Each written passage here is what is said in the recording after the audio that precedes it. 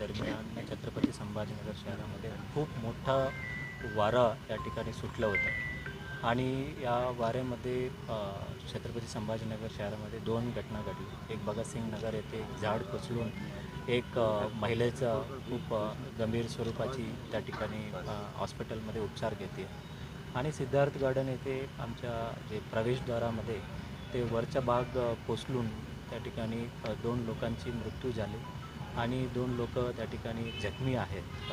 या संदर्भात माहिती अशी आहे आणि हे BOT बिल्डिंग होती आणि BOT बिल्डिंग त्या ठिकाणी मेंटेनन्स आणि हे सर्व करण्याची जिम्मेदारी त्या ठिकाणी BOT ऑपरेटर त्यांचं होतं आणि त्यांनी वारंवार मेंटेन करणे हे बघण्याचं काम त्याच्याकडे होतं.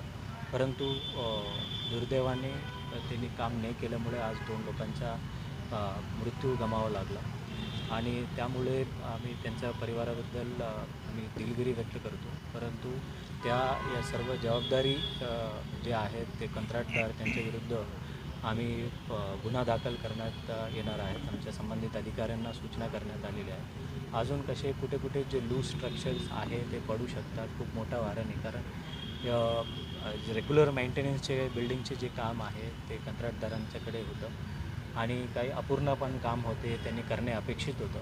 परंतु काम नाही केल्यामुळे घटना घडल्याचा आम्हाला प्रथमदर्शनी निदर्शनात येतं आणि त्याचं सखोल इंटरनल ऑडिट एन्क्वायरीसुद्धा आम्ही करू आणि या संदर्भात एक विशेष समिती नेमून अजून कुठे कुठे असे बिल्डिंग्स आहेत, सर्व BOTs सर्व बिल्डिंग्स असेल इतर बिल्डिंग्स या सर्व संदर्भात माहिती घेण्यात येणार आणि 2 लोकांचे मृत्यू झालं. माननीय पालकमंत्री महोदयांच्या चर्चा केल्यानंतर 2 परिवारांचा ज्यांचे मृत्यू झालेले आहेत 5 लाख रुपये महानगरपालिकामार्फत त्यांचं आम्ही त्यांच्या मृत्यूच्या परिवाराला त्यांना महापालिके वतीने देण्यात येणार आहे आणि पुढील 7 दिवस महानगरपालिकेचे जे सिद्धार्थ उद्यान आहे बंद करून सर्व पद्धतीने ऑडिट केल्यानंतरच पुढील त्या ठिकाणी लोकांचा प्रवेश दिले जाणार आहे.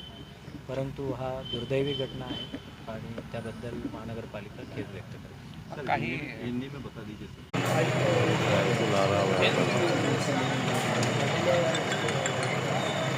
मैं बाद में बात करता।